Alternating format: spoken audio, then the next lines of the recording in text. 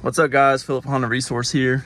We're gonna be making a video about this launch scanner. It's an OBD scanner for Hondas.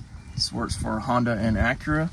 This will do a lot more things than most of your typical run-of-the-mill little cheap scanner at Walmart or whatever. This one will actually do like electronic parking brakes. It'll put them in service mode to where you can change your brakes. It'll also program keys and much other stuff.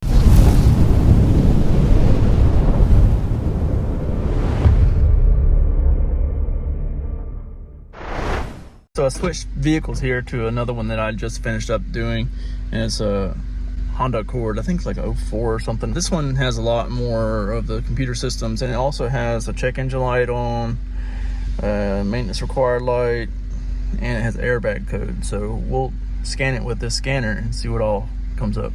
You can see the check engine light. It's got the maintenance required, which that's an easy reset. It's got the brake, which is because the handbrake is set. It's a manual car. Seat belt, and right there's the airbag light. So now with that, go diagnostics. All right, so with this one, I don't know if it's not new enough or whatever to do the auto detect, but I just went down here to the Honda by launch, clicked on that, clicked OK. It does its little thing. 16 pin USA. This is a 2004 Honda Accord. All right, so since this one has several codes, I'm going to go ahead and just do a health report. It tells you to take some time to execute this. Okay. Okay, so it says the engine should not be running. So, engine not running, key on. Okay. And it's going to take it a minute to go through this. It's usually pretty slow because it goes through every single system. See, like right now it's scanning for automatic transmission, even though this one is a manual. So it'll go through every system regardless of whether this 2004 Honda Accord has it or not, such as the electronic parking brake, electronic power steering, and all these different systems, and then it'll show us what comes up.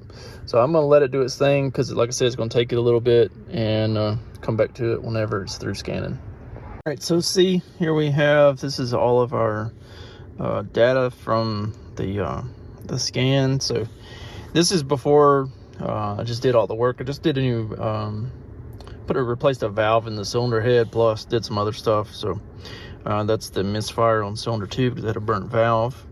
Got a knock sensor code, a EGR code, throttle position code, a IAT code, EGR again. So it goes to ABS. So let's see what ABS code it has. Battery voltage, okay.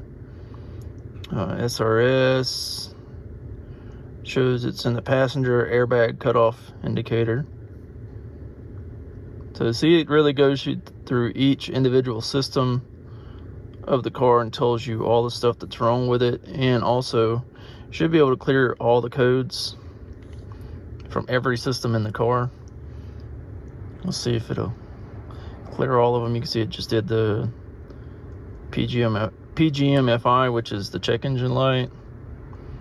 See, it's going through each system now, clearing them.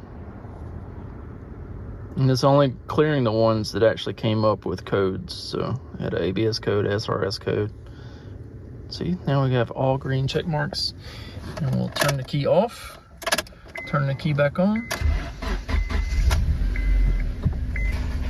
There you go. It didn't clear the airbag.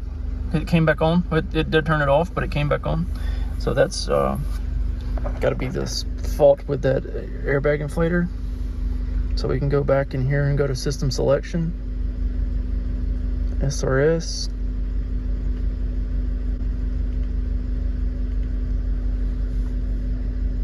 Let's see, okay. Read fault code. It's open or short to ground passenger airbag inflator. So therefore we know that it's not something that's going to be easy to reset. It's got something else to do with the airbag system. I don't get in a lot of airbag stuff, so but it's, you know, we reset it, it came back. all good on that. But you see, we no longer have check engine light. All right, so, and also on here to also tell you other stuff about, say if you, like this one has a mobilizer built into the key, so if you want to reprogram another key for it, you could do all that with this. It'll tell you, like for brake pad replacement here, you can go in, if you had an electronic e-brake, where instead of having the manual handbrake, if you have electronic, you see it's not supported on this one, so you can go in and do all that stuff. If you clean the throttle body and you need to do electronic, the TPS reset, you can do all that with this. So there's a lot of cool things that you can do with this scanner that you wouldn't be able to do with this little cheap rinky-dink scanner that you get at the parts store or Walmart or somewhere like that, or Amazon. So this one does a lot of stuff. It's bi-directional, like I said, and that's how it's able to do all this stuff. So we got on here the TPS reset, it's got the thing for bleeding the ABS, like if you replace the pump, ABS pump, it could do that.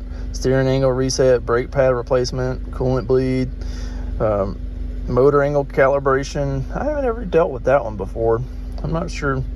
High voltage battery diagnostics. It's got key programming, TPMS reset, so that's pretty handy. Also, some of the cars you have to reset them after you set the pressure to where it's supposed to be.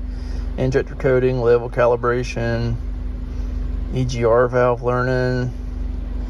It's got a lot of neat stuff in here that would it'd be very handy to the DIYer who probably is able to do a lot of these things but doesn't have something that's able to carry out those functions for them.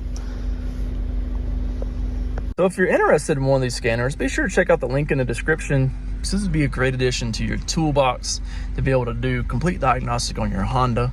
It definitely works well, seems like. So I mean, I have no complaints about it. Like I said, I do have a several $1,000 bi-directional scanner, and for all intents and purposes, I don't see anything that my scanner would do that this wouldn't do also.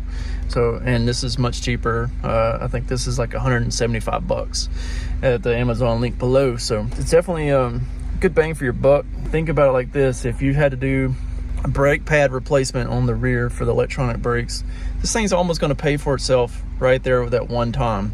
Because most of the time, the typical DIYer, you can't put those rear calipers in service mode if you have electronic parking brakes. So without that, you'd have to take it to a mechanic shop, and they're going to charge you a couple of $100 to replace those pads, to where if you had this, you could put them in service mode and save yourself money right there from the jump. Because like I said, this is only about 170 bucks, so you're already saving 30 bucks right there. And then the next time you do it, you're definitely saving money.